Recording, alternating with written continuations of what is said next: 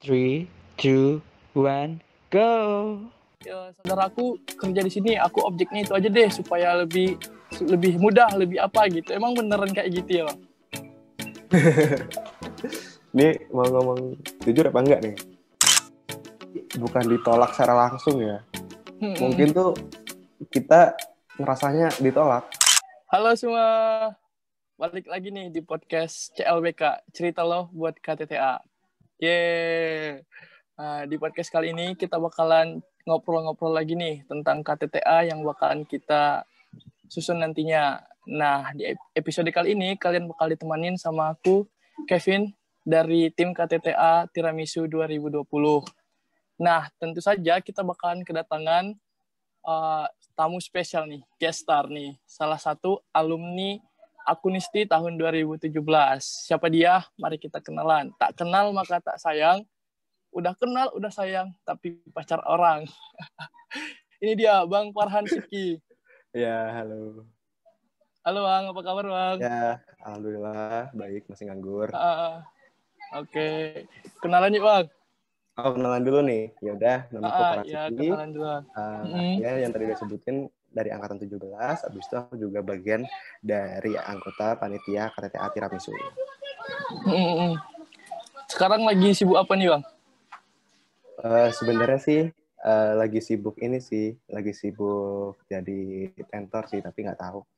Ya gitulah, nyari-nyari kegiatan selama menunggu penempatan kan ya lumayan agak lama sih. Ya bisa mungkin harus produktif lah. Gitu. Pengumuman penempatannya kapan nih katanya Bang? Waduh, nggak tahu nih. Katanya ya minggu depan. Kata warga-warga Star Invest, tapi nggak tahu nih.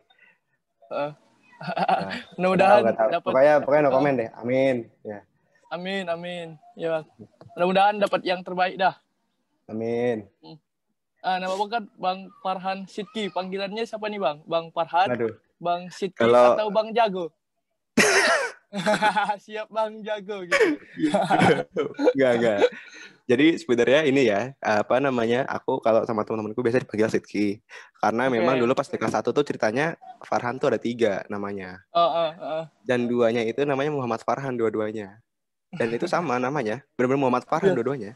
Jadi yang satu dipanggil Far, yang satu dipanggil Han, yang satu lagi aku dipanggil Sidki gitu. Jadi aku biasa dipanggil Sidki. Tapi kalau misalkan kamu manggil Farhan juga nggak apa-apa, santai aja. Oke, San Satya. Kalau Bang Jago gimana Bang tadi Bang? Boleh banget deh, nggak apa-apa deh. Bang Jago gitu. Oke. Bang Farhan aja kali ya. Ya, apa? Nah, teman-teman di episode kali ini kita bakalan bahas nih salah satu yang paling krusial nih, yang paling penting di penyusunan KTTA kita nantinya, yaitu objek KTTA. Ya nggak Bang? Bener nggak Bang? Objek itu betul, paling penting nih. Betul banget. Penting banget sih. Penting banget setelah materi. Jadi Bang, banyak nih yang paling bingung nih yang awal-awal kalau ditanyain objek gitu kan. Pasti mikirnya apa sih bedanya ini objek sama subjek gitu. Nah, menurut Abang itu perbedaannya ada di mana sih Bang? Sebenarnya kalau objek ya jelas ya tempatnya ya, tempat kita ingin mendapatkan data ya. Misalkan kayak aku kan kemarin dapat KTTA-nya di rumpun akuntansi biaya kan. Ya berarti objeknya mau kemana nih? Mau entah ke konveksi, entah mau ke pabrik gula, pabrik kayu dan lain sebagainya. Nah, itu namanya objek. Nah, mungkin kalau yang subjek sih aku baru dengar ya, maksudnya ada yang nanya beda subjek sama objek ya. Kalau subjek berarti ya orangnya kali ya. Orangnya yang diwawancarai ya mungkin ya. Orang yang diwawancarai ya berarti kalau misalkan di mana? Di pabrik, di perusahaan ya bagian akuntansinya gitu. Oh, jadi biaya. Jadi yang kalau subjeknya orangnya, sedangkan yang objeknya ini yang bakalan kita lihat nih, apa yang bakal kita teliti gitu. Betul. Oke. Kalau menurut Abang, mana nih yang lebih penting nih nentuin objek atau subjek gitu?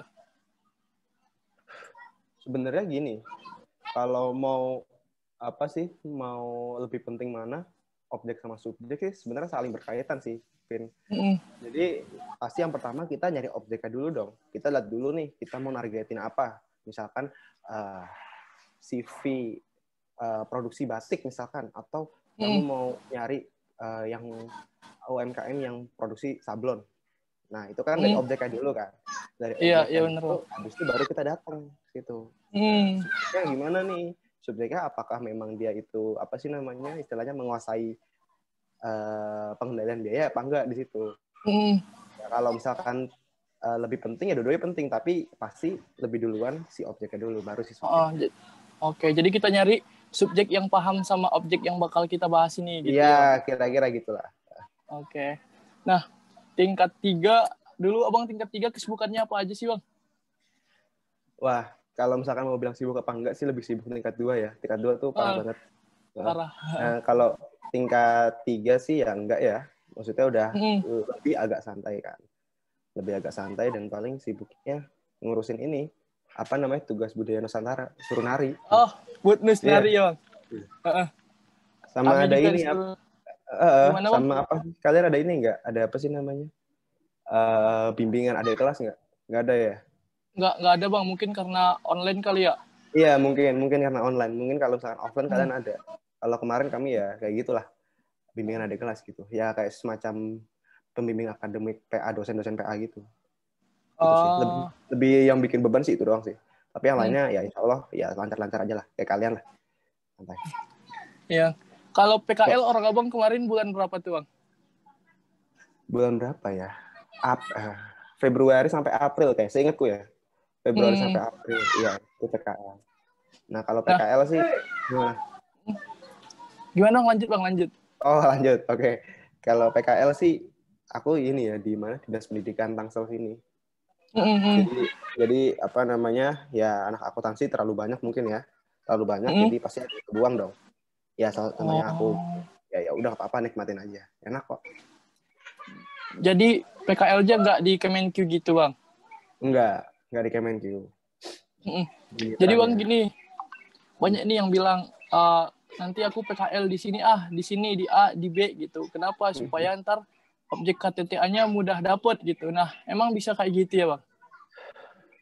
Nah, itu. Biasanya sih kalau misalkan kalau aku pribadi kan aku nggak ngerasain ya karena emang matkulku kan cost counting kan.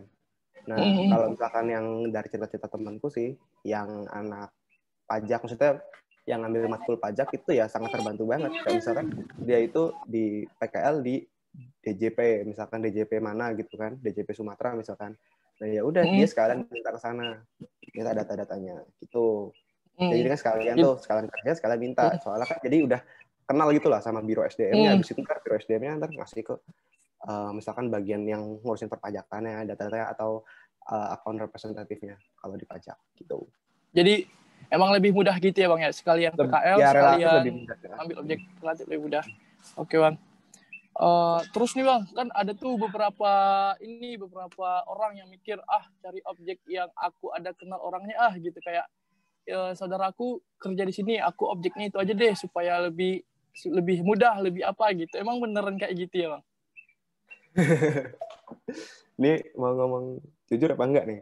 Ditanya nih. Jujur dong, Bang, supaya teman-teman yang dengerin, supaya teman-teman yang dengerin pada tahu nih. Emang benar kayak gitu. Ya, ini menurut pengalamanku sendiri ya. Pengalamanku sendiri, jadi tuh aku nyoba 2 kan. Ya, satunya orang dalam, satunya aku nyari sendiri. Jadi emang pada ceritanya itu, aku kan awalnya nanya omku kan. Omku emang kebetulan lulusan akuntansi juga di UMJ. Dan dia udah ngurusin banyak lah, maksudnya jadi kerja-kerja jadi penyusun laporan keuangan. Dan dia juga dulu banyak kenalannya di bidang konveksi. Ya udah dong. Akhirnya ya udah aku milih konveksi aja gitu kan. Pada suatu saat objeknya si omku ini apa sih namanya udah bangkrut ternyata. Tapi omku tuh nggak tahu gitu loh. Ya jadi otomatis kan aku kan padahal tuh udah amin berapa ngumpulin proposal gitu loh. Ya gimana nggak stres gitu kan. Ya udahlah. Lagi harus nyari sendiri dong berarti. Nyari sendiri. Akhirnya pakai apa coba? Kamu bisa nebak gak? Aku nyari objek kayak pakai apa? Pakai internet. Iya. Terus yang lebih spesifiknya apa? Pakai Facebook. Kan, aku pakai Google Map. Pakai Google Map aku. Iya. Google Map, Bang. Iya, nyari apa coba? Keywordnya konveksi dekat sini. Iya, aku cari itu. Dekat Tangsel gitu, Bang. Dekat Tangsel, iya. konveksi dekat sini. Kan pasti kan langsung keluar semua tuh.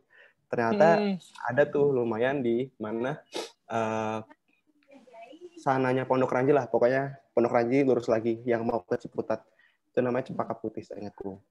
Apa namanya kecamatan Cempaka Putih. Ya udah akhirnya datang ke situ kan, ngobrol-ngobrol ya kita nggak pernah kenal gitu kan, maksudnya sama ownernya pun nggak kenal gitu kan. Ya udah ngobrol-ngobrol, habis itu ternyata ya emang diizinin. Ya udah nggak apa-apa Mas, ini aja.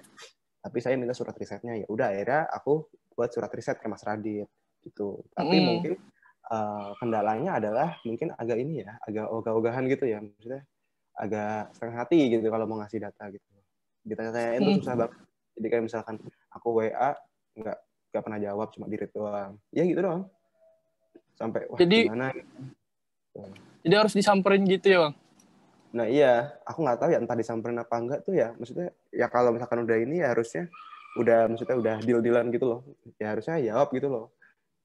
Ya aku nggak tahu sih. Maksudnya pengalaman teman-teman yang lain yang emang bener-bener nggak ada orang dalam tapi dapat itu aku nggak tahu. Tapi kalau aku sih banyakan sih kayak gitu sih. Jadi susah lah kalau misalkan nyari tanpa orang dalam tuh susah banget.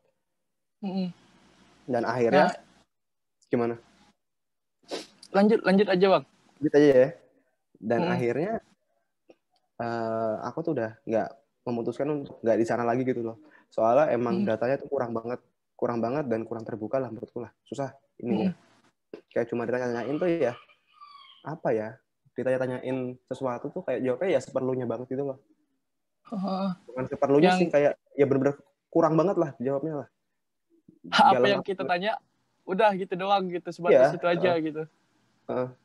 Kayak misalkan gini nih, aku tanya ke kamu nih, Bang ini pakai berapa Bang kaosnya? Ya paling segini, gitu doang maksudnya. Kayak sedangkan kita kan butuh yang lengkap banget, apalagi pas shopping gitu loh. Biayanya harus banyak banget. Ya udah akhirnya nggak jadi di sana. Habis itu aku nanya omku lagi tuh. Om ini ada kenalan lagi nggak Om? Aku nanya kan, Om ada kenalan lagi nggak? Ada tuh UMKM kecil. Di mana Om? Di Cempaka Putih. Jangan-jangan sama. Ternyata emang bener sama. Saya nggak? Iya. Habis itu nggak tahu jadi welcome mereka. Nggak tahu ya, aneh banget. Iya, emang kalau kita punya orang yang dikenal emang relatif lebih mudah juga gitu ya, Bang. Iya, lebih mudah banget. Kan kayak orang itu pasti punya privasi juga tuh laporan keuangannya. Jadi orang itu bakal ngasih sama betul, yang dikenal orang itu juga. Betul. Ya sih. Nah, itu juga tuh Bang, keresahan sama teman-teman nih kan. Udah pada tahu nih objek kayak gini. Ntar kalau ngambil data, kita butuh surat dari kampus nih, surat riset gitu. Nah, menurut Abang sendiri nih kan banyak tuh yang udah kita urus surat risetnya. Udah bener-bener nih kita nunggu lama pengurusannya, semuanya udah. Terus udah diantar ke perusahaannya nih, ke objeknya, malah ditolak. Itu gimana tuh Bang? Abang pernah ngalamin nggak? Sebenarnya sih bukan ditolak secara langsung ya. Mungkin tuh kita ngerasanya ditolak. Gitu loh. Maksudnya kita ngerasa ditolak. Karena kenapa? Karena mereka ngasih data tuh pelit gitu loh. Bukan pelit sih. Ya kurang banget lah. Mereka ngasih datanya tuh dikit-dikit banget. Jadi kayak kita ngerasa, wah kita ditolak secara halus nih misalkan. Jadi ya nggak ditolak secara langsung. Maksudnya, oh kamu nggak usah di sini. Itu nggak. Paling ya ngasih datanya dikit, nggak mungkin langsung banyak gitu. Itu sih kalau ini sih lebih ke sananya sih, lebih tantangan untuk nyari objek sih kayak gitu. Kalau kayak gitu, yang apa sih Bang yang harus kita lakuin nih? Kan kayak udah ditolak nih, kita memang benar-benar butuh data tuh. Jadinya harusnya kita harus gimana tuh Bang?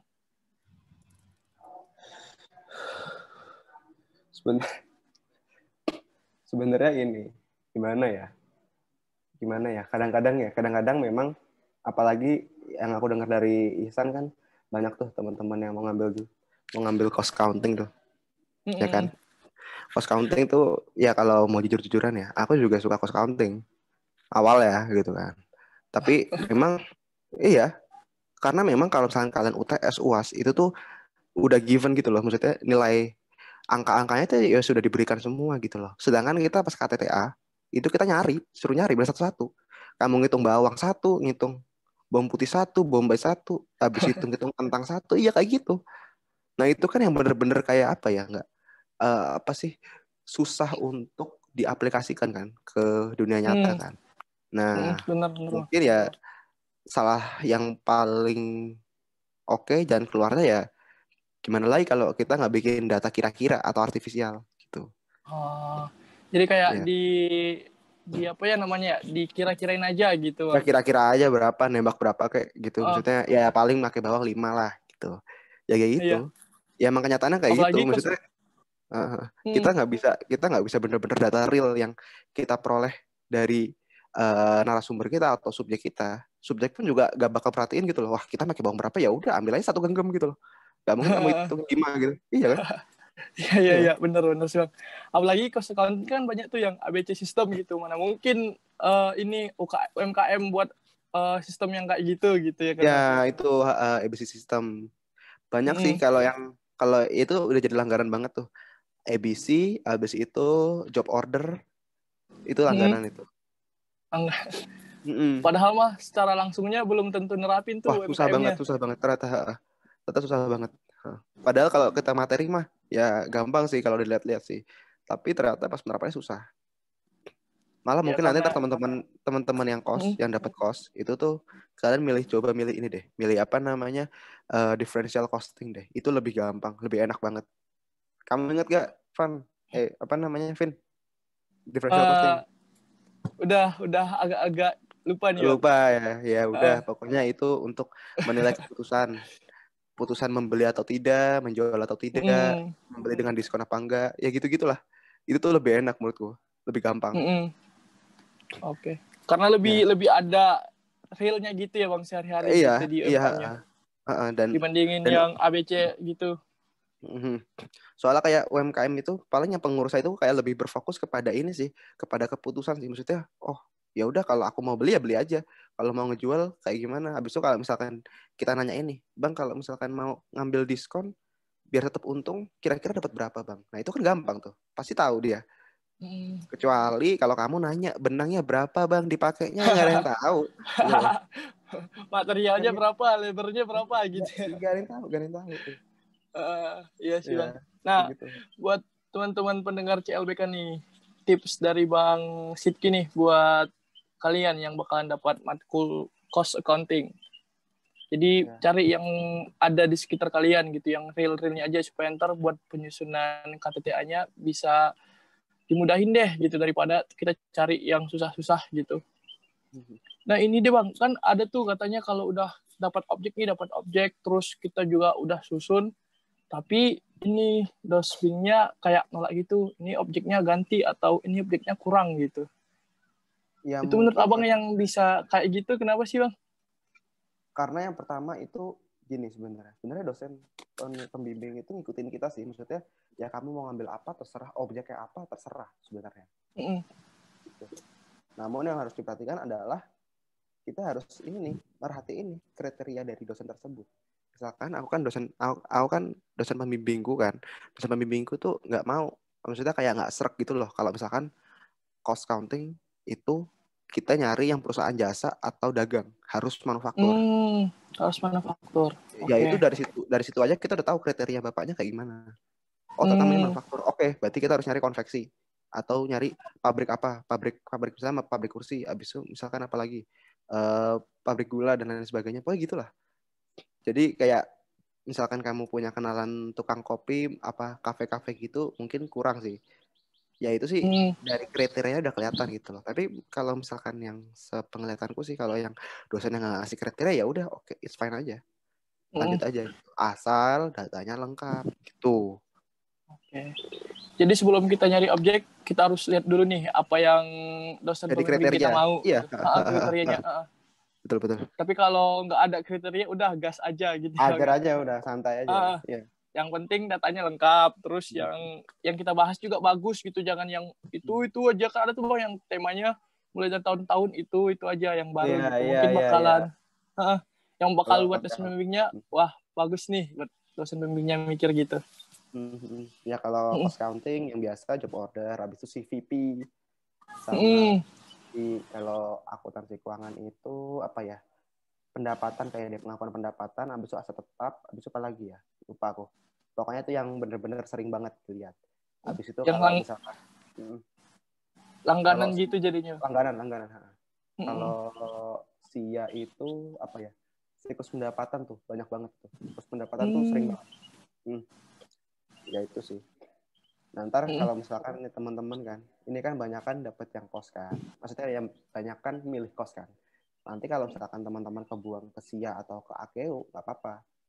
Kalau misalkan AKU nih, menurutku AKU tuh sebenarnya itu nggak terbatas sama perusahaan yang gede-gede aja loh, kayak PT, apalagi TBK.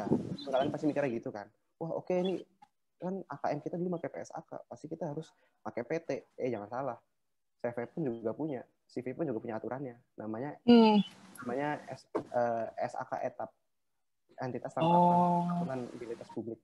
Iya, jadi kamu kalau misalkan mau bahas itu, walah oke banget itu. Kayak misalkan CV nih.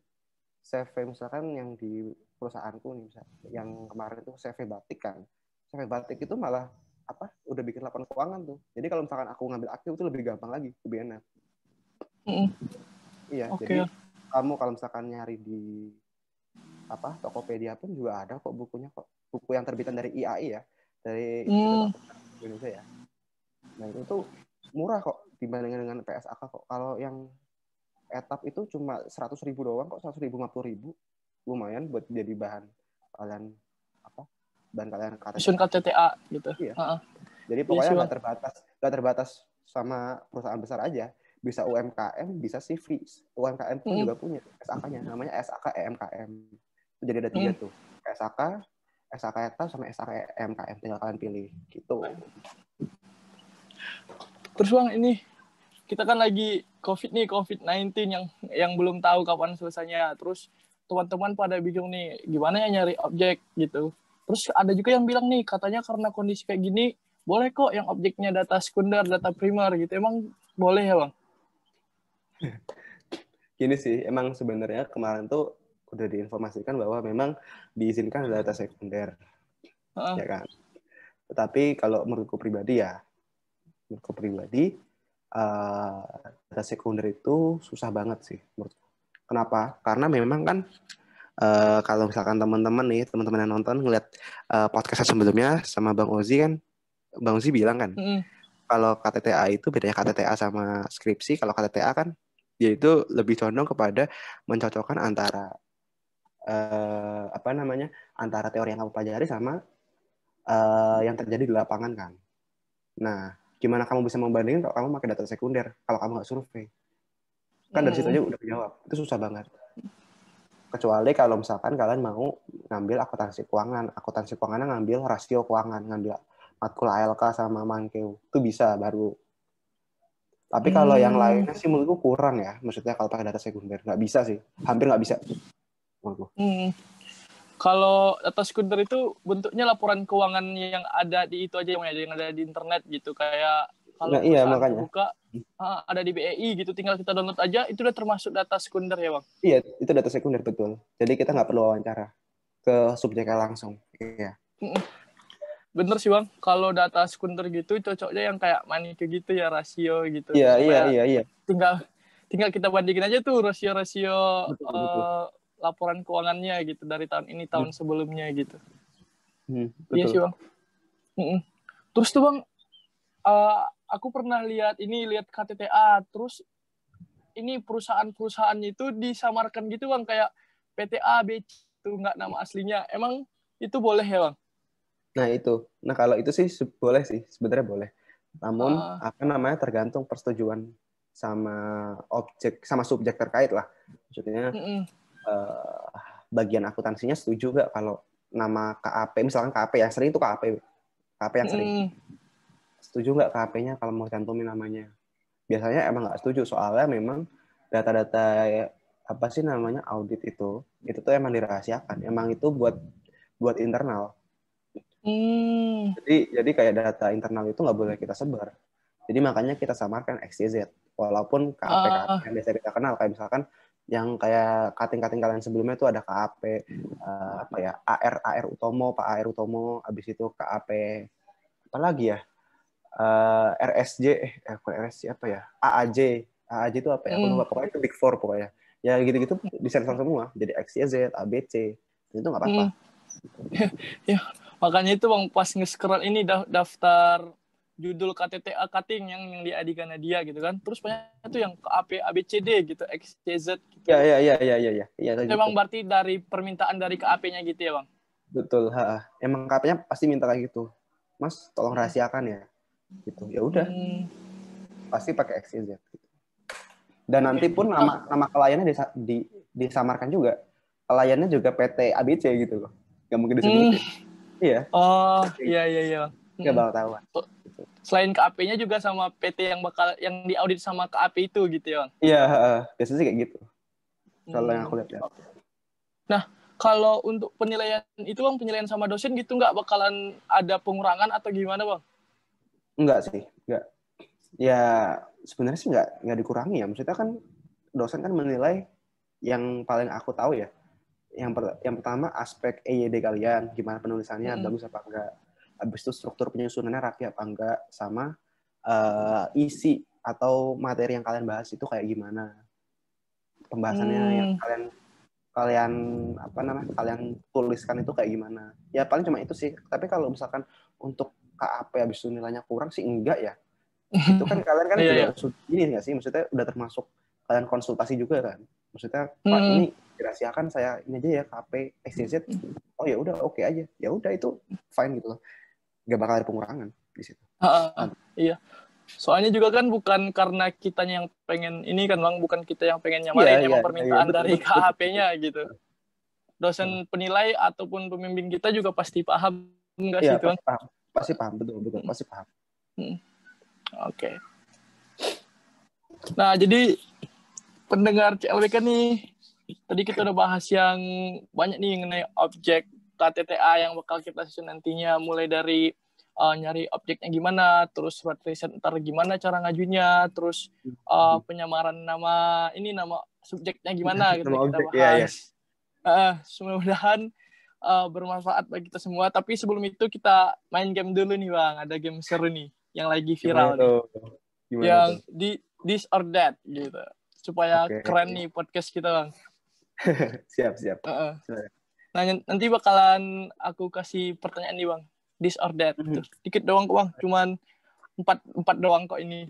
Santai. Tapi Abang udah tahu kan gimana? Belum sih. Coba aja dulu. Oh, belum. Belum.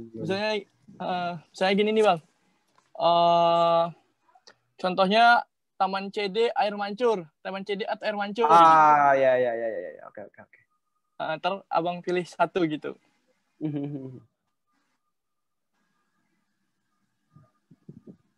Oke. Kita mulai aja kali ya Bang. Boleh. Pertama nih. PKL atau nyusun KTTA? Nyusun KTTA. Dosbing cuek atau objek cuek? Dosbing cuek. Dosbing cuek ya Bang? Iya. Oke, dapat tanda tangan dosen atau dapat objek KTTA? Objek KTTA. Objek KTTA. Kos atau audit? Audit, oke. Yeah. Tadi Bang, kenapa sih Bang milih nyusun KTTA dibanding PKL? Nggak, PKL nggak seru, gabut. Oh iya. Gabut banget. Iya, kalian tuh kalau PKL tuh gabut banget. Maksudnya kayak ya udah, ya paling kamu disuruh ngapain gitu. Ya mungkin itu gara-gara aku di dinas pendidikan ya. Mungkin kalau teman-teman yang lain di DJA atau di DJP dan lain sebagainya itu sibuk. Tapi kalau aku kerasa sendiri sih, ya PKL ya biasa-biasa aja. Kayak nggak ada seru-serunya gitu. Kayak ya udah, masuk pulang gitu. Mending kuliah sih. Mending apalagi nyusun KTTA bisa deg-degan gitu. Iya, lebih produktif gitu ya Bang ya? Iya, produktif, pusing gitu kan. Betul. Jadi buat teman-teman yang bakal nyusun KTTA semangat terus nih kayak Bang Sid gini. Lebih milih nyusun KTTA dibanding PKL loh. Tapi tergantung ya, kalau PKL kalian dapat yang diinginkan ya pasti kalian milih PKL gitu. Tapi aku ya feelingku kalian bakal banyak yang dibuang sih. Soalnya kalian kan lebih banyak. Iya sih Bang. Kotanya kaminya banyak parah banyak sih banget, angkatan kami. Banyak banget. Malah sempat kemarin masih ada yang idle gitu loh. Maksudnya belum ditempatkan. Oke. Nah, buat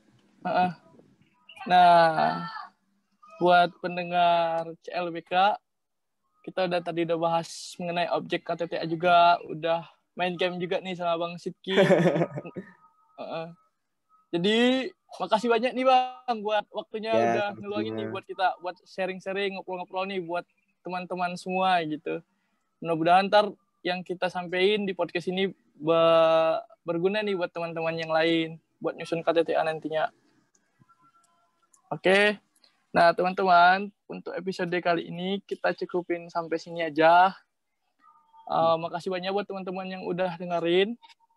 Dan juga jangan lupa buat terus pantengin Spotify dan YouTube-nya Brigada Setia. Kita bakalan datang lagi nih, kita bakalan keluar lagi podcast-podcast yang temanya bakalan asik-asik dan menarik buat teman-teman yang bakal ngemudahin teman-teman buat nyusun KTTA. Sampai jumpa di podcast CLBK selanjutnya. Dah. Yeay. Oke. San. Muka aku keterangan nggak sih, Chan? Tapi kalau garing jangan diketawain ya, Bang ya. Yeay. Udah, Chan. Gitu, Chan. Lanjut. Atau... Yeay.